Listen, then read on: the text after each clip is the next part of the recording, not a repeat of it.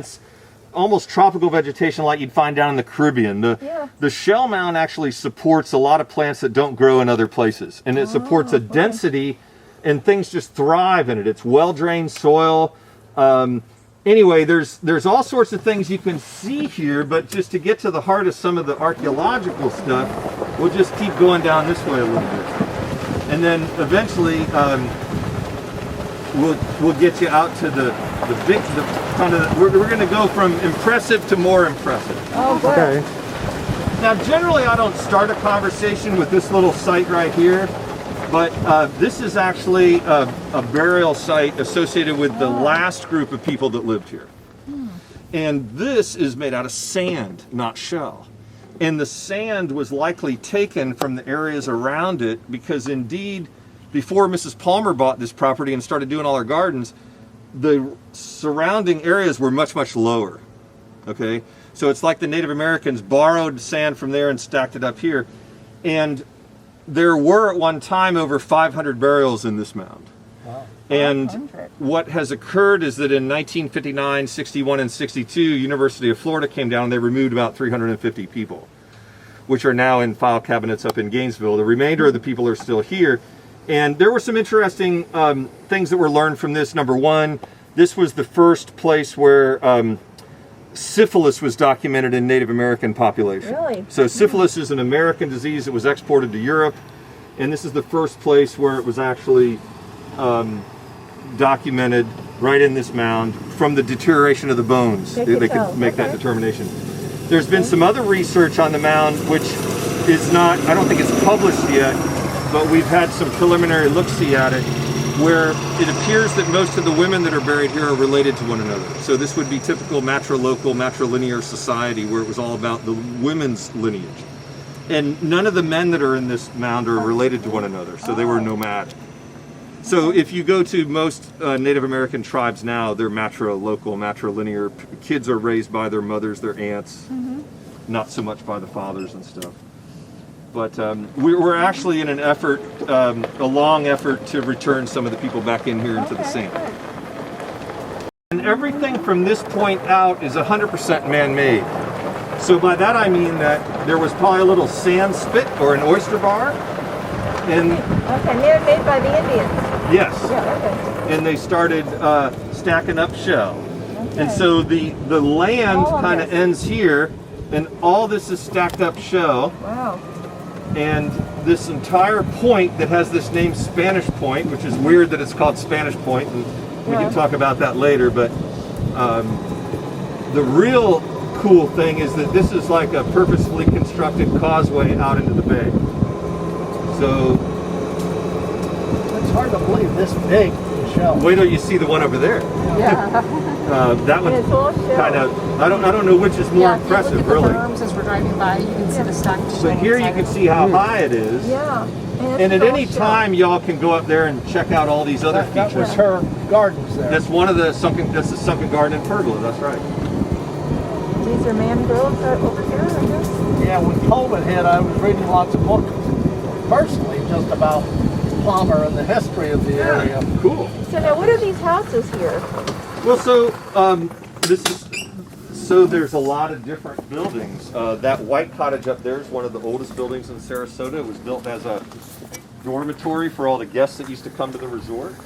This was built in modern time to showcase the mound itself. Hole up there where you can see some darker material coming down. You you see the oysters, the scallops, the conchs, the whelks. You see areas where the shell is much more dense, where it's almost like they were purposely stacking it up that way. And then areas here where it's darker, where a lot more organics filled in. But people ask me all the time how we stacked it up that way. We did not stack that up. This was excavated into, and there's a couple places like where you were looking down here. There's a little place where you can see fish vertebra, like 6 of them all in a row, straight back in here. A couple shell tools up on the ledge. Amy, looks like somebody put a piece of pottery over here on the side or something that you found when you were cleaning it up or something. I actually brought in a little piece if y'all want to Yeah. pass it around. That's called sand timber clean pottery. Yeah, so you can check that out. And that's some of what you'll see sitting in there. And that's common pottery that you find all over Florida. But it was the typical utilitarian pottery that was used by the Native Americans that lived here. These are some examples of pottery really that would have been imported from other areas. You see they're more fancy, but the stuff here is very plain. And then that exhibit back there has, you know, kind of comparatives of then and now.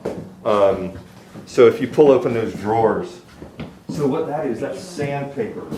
So check this out. This is like modern day sandpaper, and this is shark skin, which they think they use. And then this is a modern knife, and there's an old stone knife, and modern hammer, old hammer. But what would an Indian here have needed a hammer for? They didn't have any nails. Why would they have a hammer? Crush shells? To crush shell, to break shell, so you can get the meat out. You know? And then this is modern jewelry, right? With a nice scallop shell. Does that look pretty? Palm prawn stuff, and then this is kind of like what was going on in the rest of the world at the same time. Right. And then this is kind of the whole site. So this is really the best representation where you can see the ceremonial burial mound isolated here. Yeah, that's when you showed And us. you see the ridge that we started to see when I pointed down the trails. Yeah, And then all this here, all stacked up. that's all. You're out here, and everything from here out is kind of made by human hands. Do you think a lot of the Florida Keys were also like Well, maybe there's certainly related? Florida Keys that have a shell mound Right. on them, but you know that's all coral formation to Okay. start. Oh, coral. And then, so if you look at up here, this kind of shows it as probably what it looked like in the early years, where it was just like a sand spit or an oyster bar. So they didn't start with absolutely nothing. Okay. There would have been some sort of a little point jutting out, but Yeah. they certainly added to it and added to it and added to it. And then there was this kind of thing coming back this way, so we think they might have been trying to get over here. There was a big pyramid-shaped mound up here. There was a burial site here. There was another mound here, another mound here, mounds up in here, mounds down here. This was the biggest part of the complex, and it's all preserved, so it's pretty cool. And we are here. Yeah. And so the tallest part of this mound is about 18 feet above sea level, and this one's about 20 feet. This is the much older mound that's a ceremonial mound. It's almost like a little amphitheater. Wow. Hard to see when you're there because of all the trees, but that's why it's good to kind of look at this. And then there would have been some middens on the Bear Island as well, but the big mound here I think was taken out in the 21 hurricane. Oh, Cool. But this is called Windows to the Past. It's one of two like it in the world where you can walk inside a shell mound out here.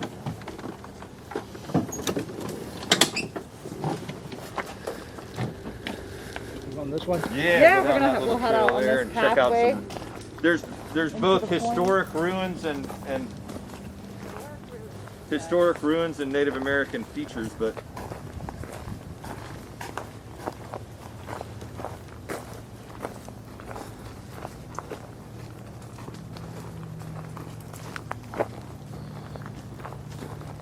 so this is an old cistern that was part of a guy named Walter Conrad's house. We don't know if his house was right on top of it or offset, but this is the cistern side, so all the rainwater would have gone in. That's the cooled storage side, like root cellar. And this is filled with charcoal. So that might have been like a charcoal filter system for the water system, which would have been pretty cool. Pretty advanced at that time. And then we haven't quite figured out what this chunk of concrete is, but we do know that there was an observation tower built out here, and this could have also been the basis for a water tower, like a Cypress water tank, where they would have pumped the water from there up to the tank and then gravity fed it to the house. And then out here we've got something really unusual.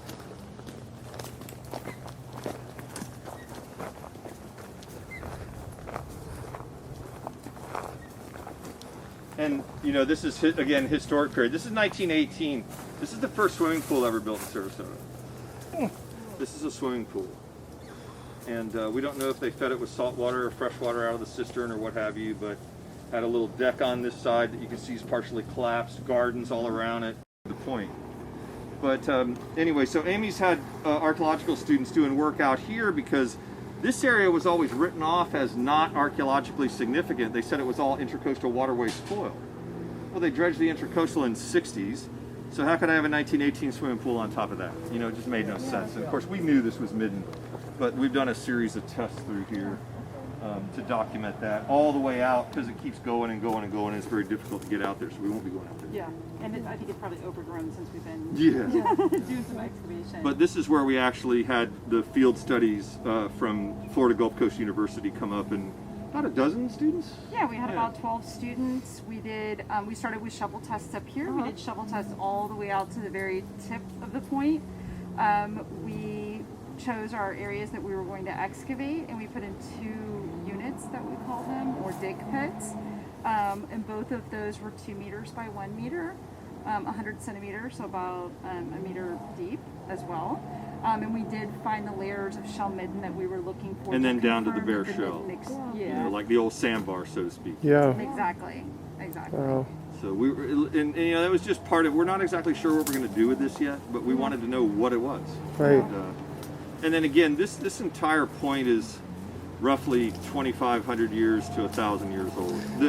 One of the things that's different about this site, Austin, than the sites like in Charlotte Harbor, they were still colonized when the Spanish arrived, you know, in the 1500s. This site was not. Everybody left this site 500 years before that, and we don't know why. They left this site Yeah. 1,000 years syphilis? ago. Maybe syphilis. Maybe the syphilis, maybe red tide, maybe drought, maybe storms, you know, maybe, who knows? But syphilis could have factored into it, you know? Sure. I mean, yeah. But in any case, that's one of the things that's unique about this site is that it was not active at the time of European conquest, if you will, whereas the Charlotte Harbor sites and Tampa Bay stuff was. So anyway, we can head back on out. Austin, you said certain Indians were very tall.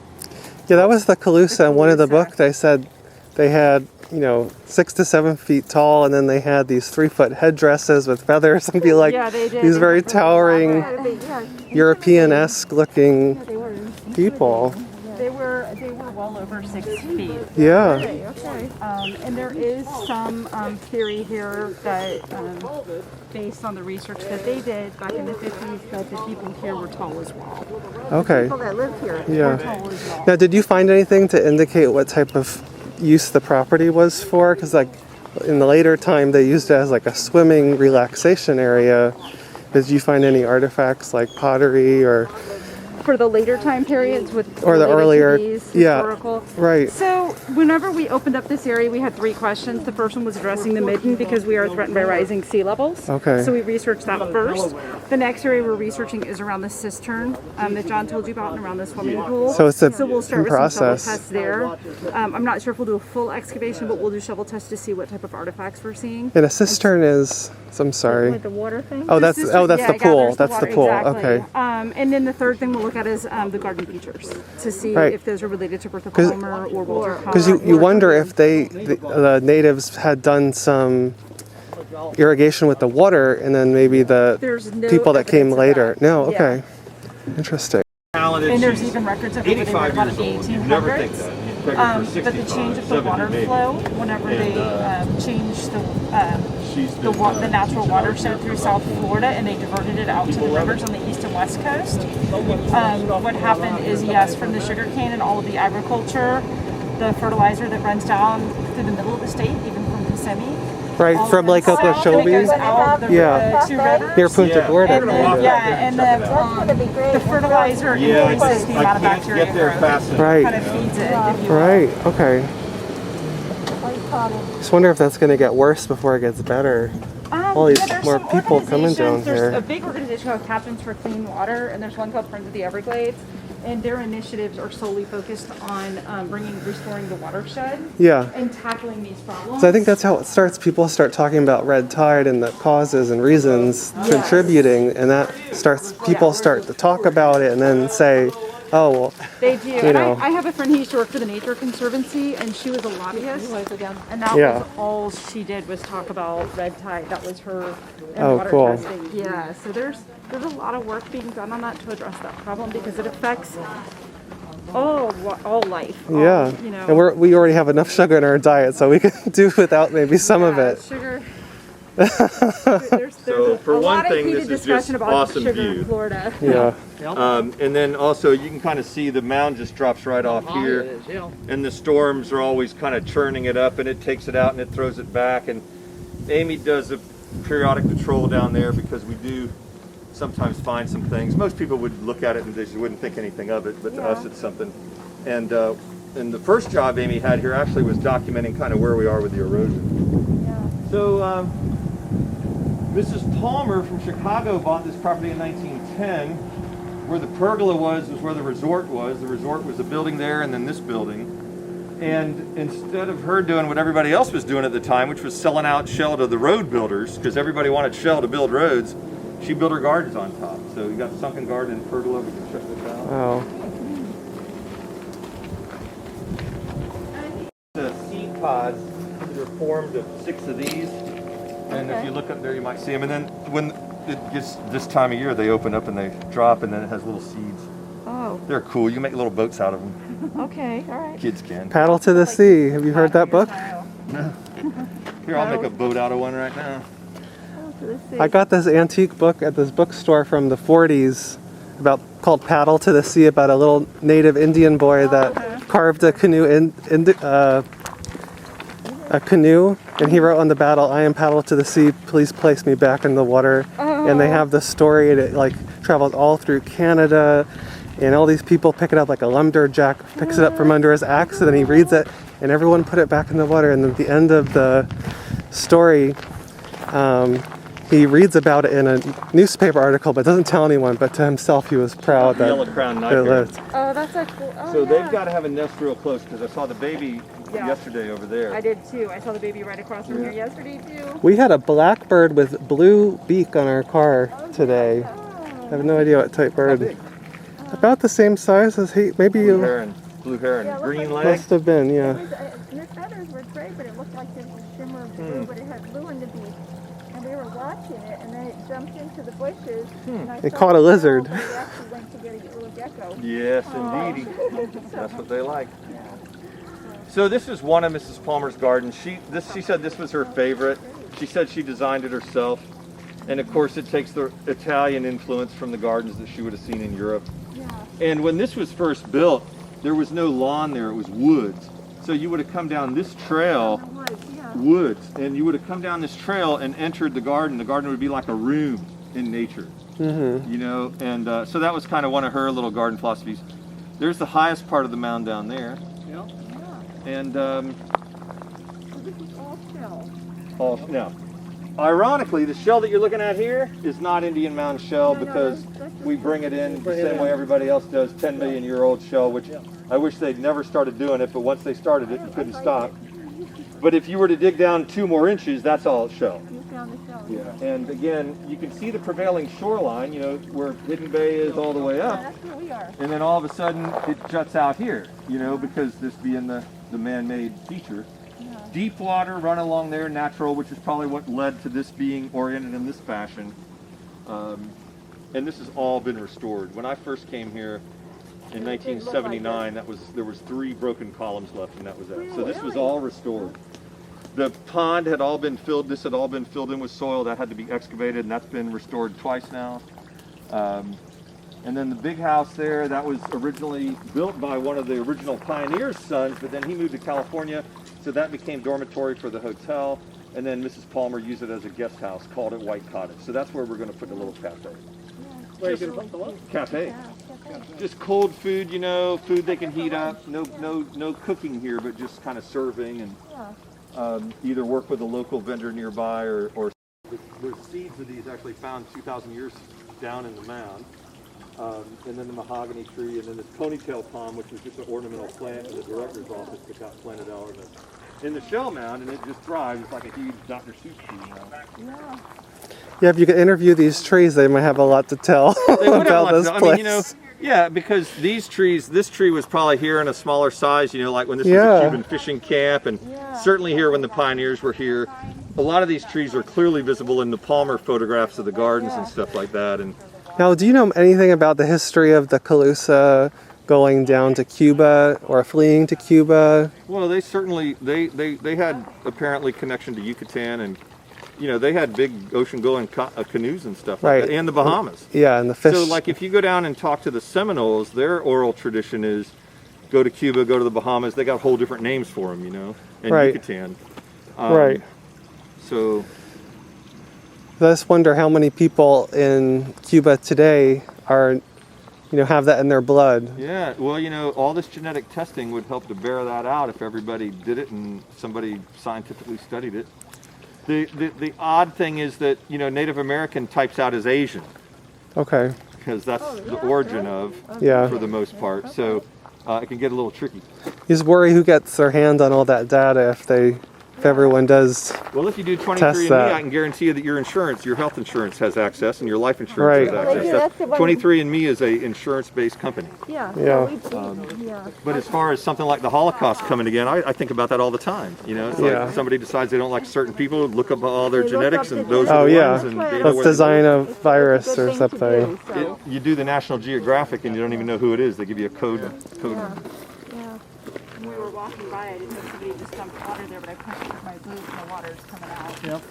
The water's coming out. Can you get Amy to stop disturbing the irrigation with her digging? I hear you. I try to hit all the places. Exhibit in there of Mrs. Palmer. Yeah, sure enough. Right here. Well, you're not going to find very many older than this one, and so you'll like this. When they were doing some restoration work, they found that the original, we didn't put this in, this has been here for years and years, probably Mrs. Palmer did, but the original staircase obviously went the other way. That's the original wall, that's just a piece of plexiglass that they put up there. So she had it going this So the Webb family had to go in this way, and then she put it down this way. But here's an exhibit of Mrs. Palmer, and so this has, some photos. Her house was just north of our property. When the Oaks was all developed, Yep. they carved out the historic part and they gave it to the nonprofit, and then they developed the rest of it. So there's actually houses where her house used to be. Here's the Guptill house you'll go to in a little bit. Here's the pergola being constructed. Here's the sunken garden that we just were looking at. Yeah. Here's again the front porch of her house. Duchesne Lawn, you haven't seen that yet. Other photos of some of the restoration of the things that you'll see with Amy when you go around the corner down there. Yeah, she coming from Chicago. Yeah, well, she was native of Kentucky, but her father moved to Chicago early and then was friends with Potter Palmer and invited Potter Palmer to a party. And Bertha was 13. Potter Palmer was 20 years older than her, and they thought that was a little too young to get married, so they waited till she was 21. Wow. Then they got married, and Where's then Bob? he died in 1902, and she moved down here in 1910. But there's some nice photos, like here's her castle in Lakeshore Drive in Chicago. He had developed Lakeshore Right. Drive, which I just learned earlier this week. Lakeshore Drive is Highway 41. Lakeshore. Highway 41 goes right by where she used to be. From this place to that place. She didn't have to leave the highway. Of course, she took a train. But here's the front view of her house, which was destroyed in the 1960s. Oh, wow. Here's What again. happened? The storm? It would have been left kind of Oh, open, and okay. kids were playing in there, and people felt that it had become an attractive nuisance, and it probably didn't need to be destroyed at all. Oh. But, If there's any movies about these people, Her you know. ranch, which is called Meadow State Pastures, it's now Mackinac River State Park. This is a scene just where Amy's going to take you on next. I'm surprised that the wood on this has held up for so long. It is. You know, like There's the been some eaves and everything? renovations, but really it has held up wonderfully. And when you go in Guptill House, you'll be really impressed because it is the original floors they put over on the walls. Okay, so listen, I'm sorry I got to run, but I do. So nice to meet you. Good to see you again. I'll give you my card Yeah. in case. Thank you so much, All right, John. I Amy will appreciate take your good care of you, time. man. Yeah, thank you so much. She's got a little something for you too. Okay, cool.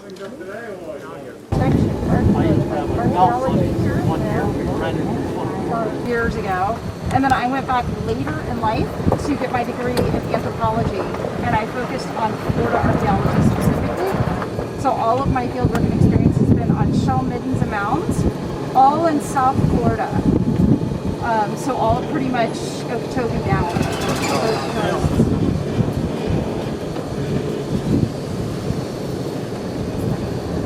Oh, I'm sorry. Oh, okay. I might have been discomfort. So, John may have mentioned this when I was over there looking at the water in the ground, but Bertha Palmer built around the contours of the Mid-Hudson mounds. So it's really unique. We were talking about earlier, they used a lot of the Mid-Hudson material to create the roads as the populations of Florida were growing in the early 1900s. And when that was happening, the Webb family was still here. They knew the history of the site. They understood the archaeology. They had a relationship with the Smithsonian. Les Herdlicka, who's a famous anthropologist, spent time here, as well as other conchologists, biologists, environmental scientists. And they all preserved everything the best they could. And when Bertha came, she did the same thing. So minimal impact. Anything that they buried, anything they moved, they tried to do as little as possible. Now, who is the Webb family? The Webb family came in 1867, and they're the ones that sold the property to Bertha Palmer in 1910. Okay. Oh, okay. But during that time period, there were some other individuals that lived out here. So Okay. where we were out on the point, the Spang family lived out there, and the Conrads.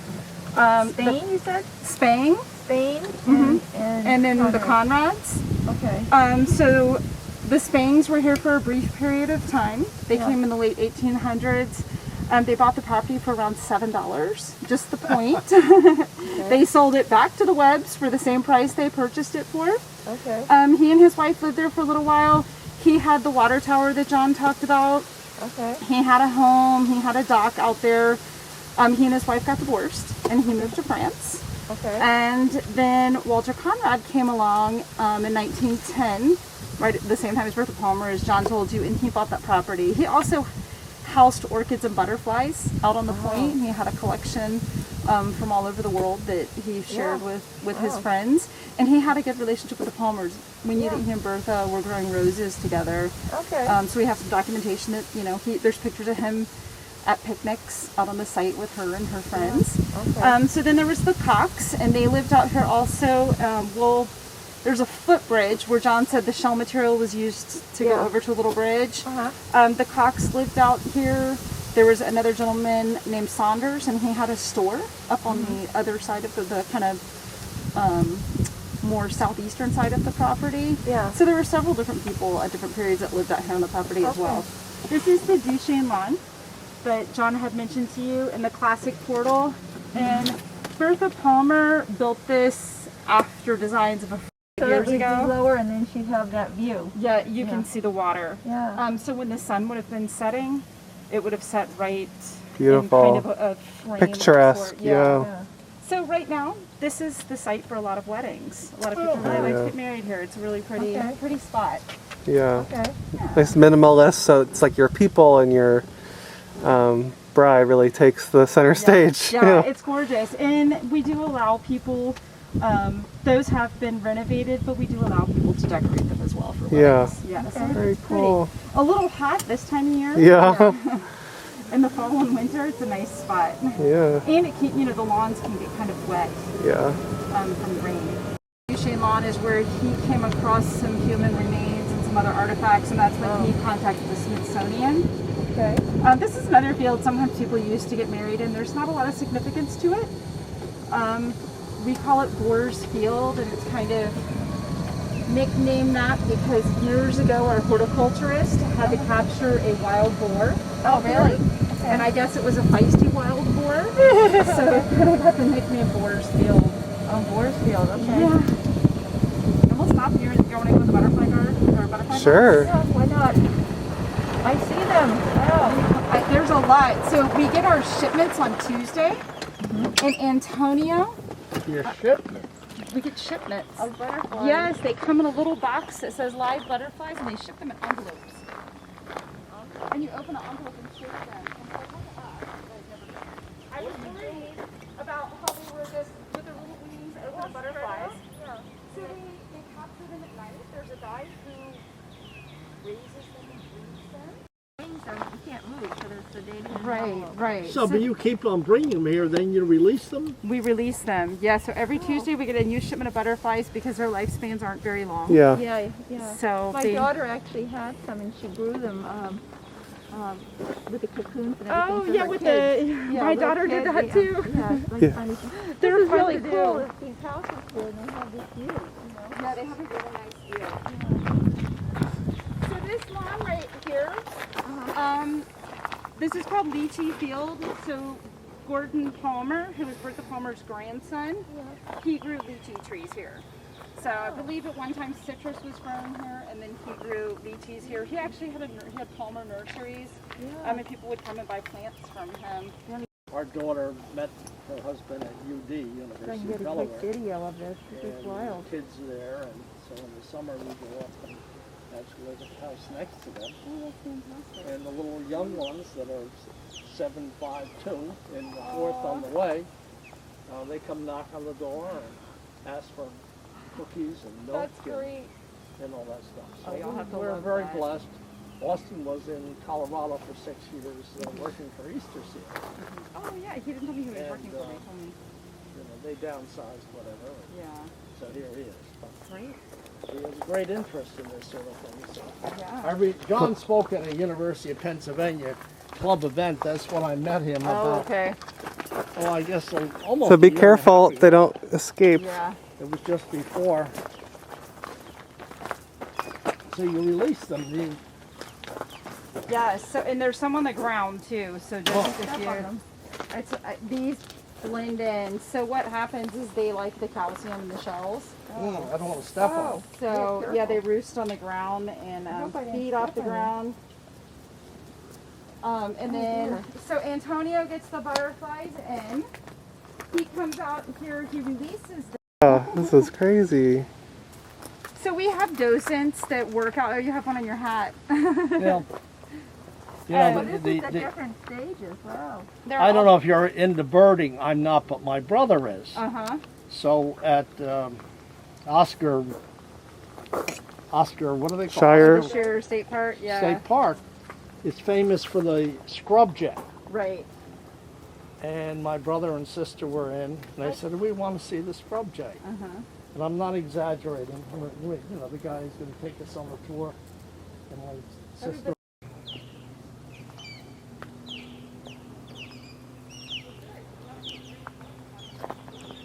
We should probably get going soon, but it's just so cool.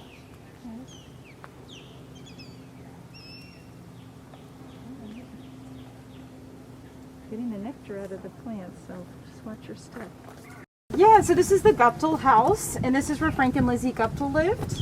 Lizzie was a daughter of the Webbs. She came here with her family in 1867. So actually, the Guptill boys took their sister, Lizzie, who ultimately lived here.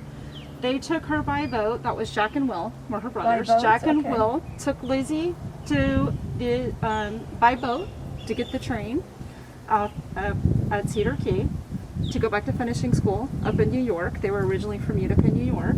Okay. So they take her on the boat. They get up there and they meet this gentleman by the name of Frank Guptill, who was coming to the area to do salvage for an insurance company, Okay. boat salvage, and he was a boat builder.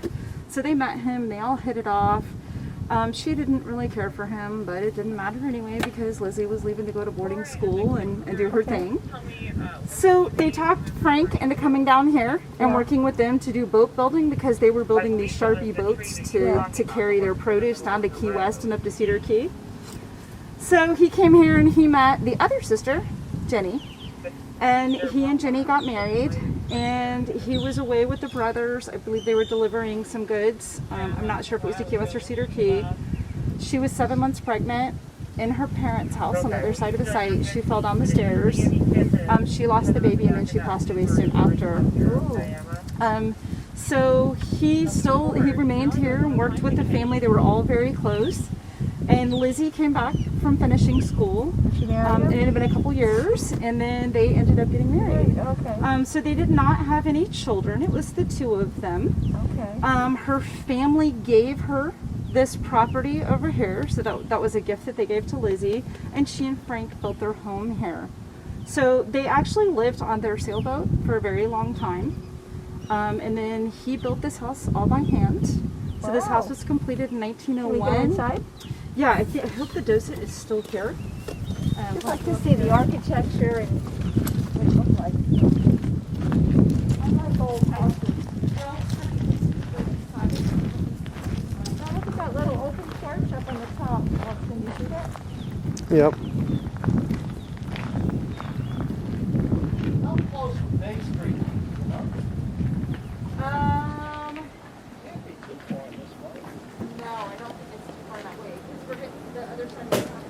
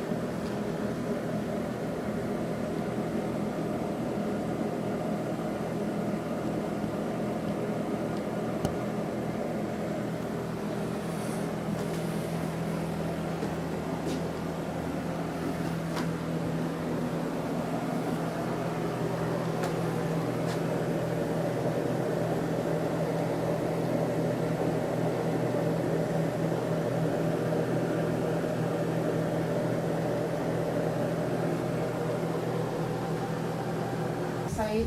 So he has a horticulture crew, and we have maintenance. Leo's the maintenance man that was with him. He oversees all of that.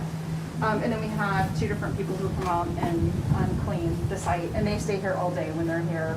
To clean. But it is what. This Selby Gardens merged with you, or Yeah. they So we. bought you, or what?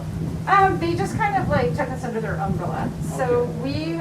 Is were that a run- good move? Is that- Yeah, it's a good great move. We were Gulf Coast Heritage Association is who ran Historic Spanish Point. So Marie Selby Botanical Gardens just kind of took them, absorbed them into their organization. So some members of the board went on to the board for Marie Selby Botanical Gardens. People who have been affiliated out here in one way or another for many years. But it's been a really good thing. Yeah, it's been great. So we have their, we can utilize their sources. They have people who. Location of the boatyard. Obviously, it's not the original structure. We can walk down here while Leo's going to come and open up the house for us real quick. And you'll notice you're standing on the highest point of the archaic mound. So This is the highest point. Oh yeah. Can you let us in for 1 sec? Can you let us in for just a second? I don't have my key. Oh, yeah. Thank you.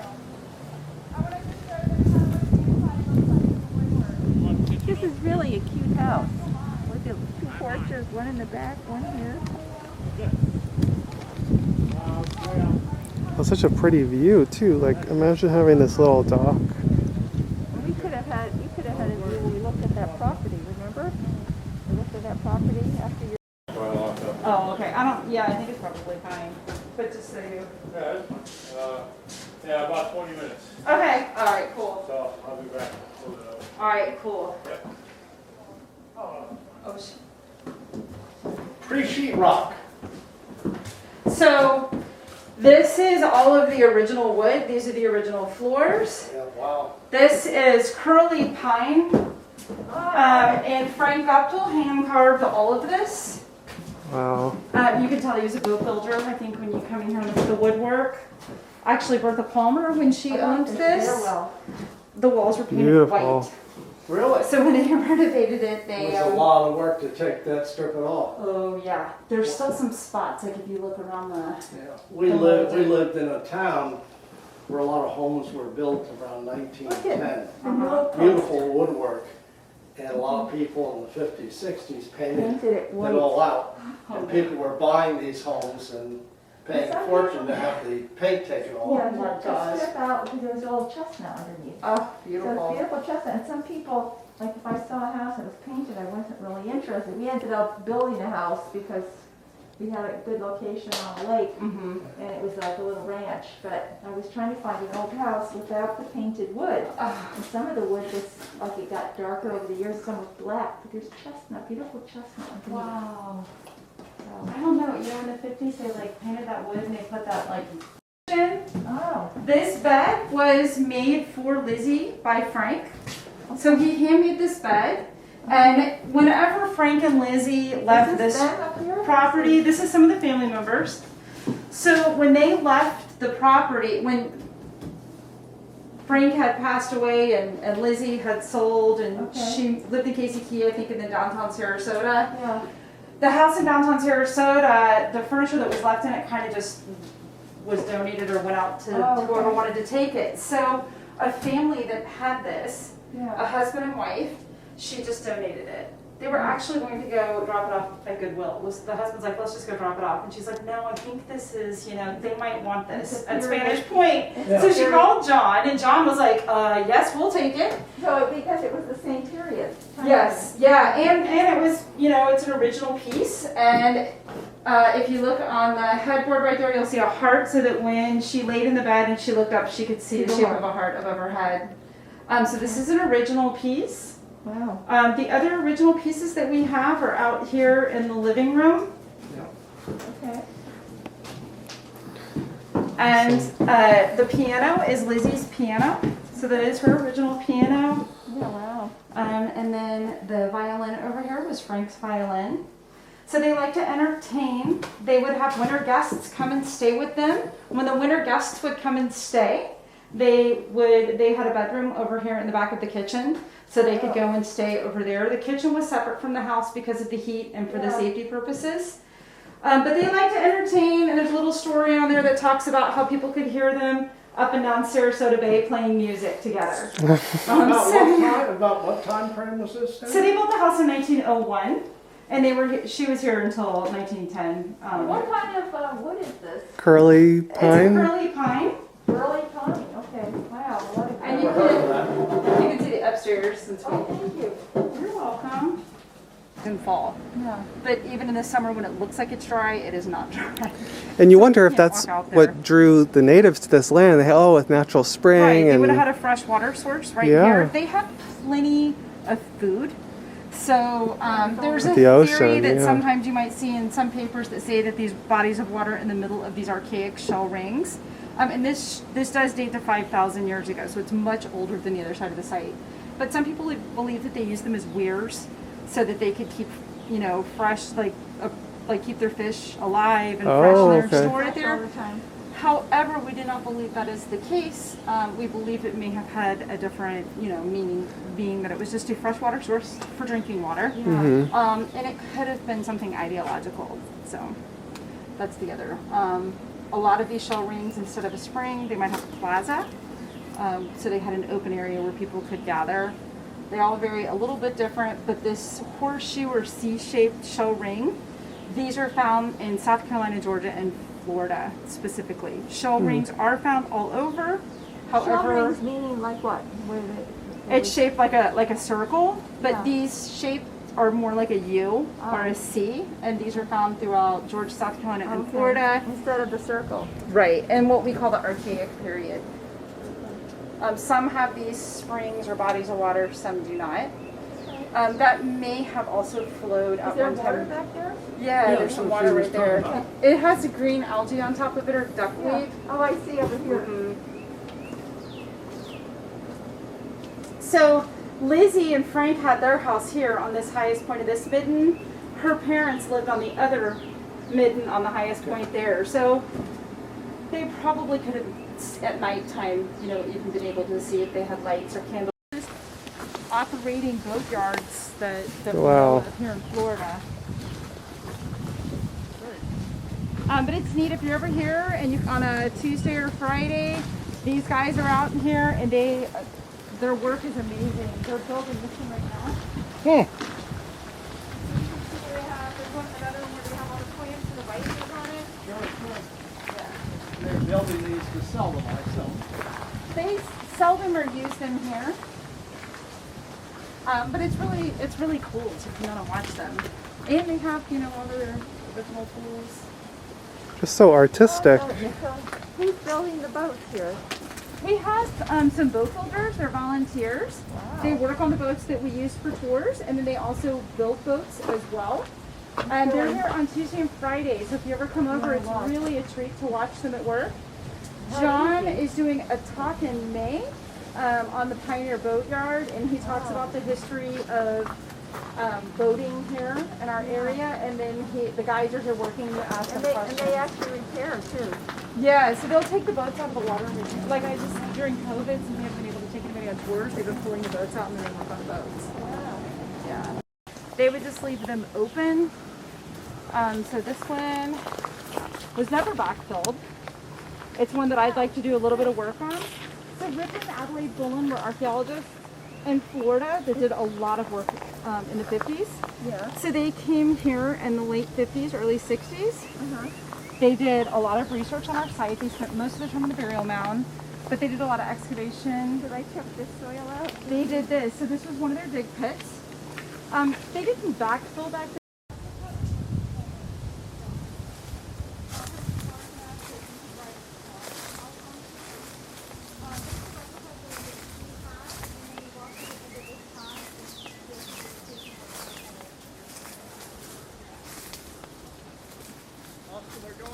Okay.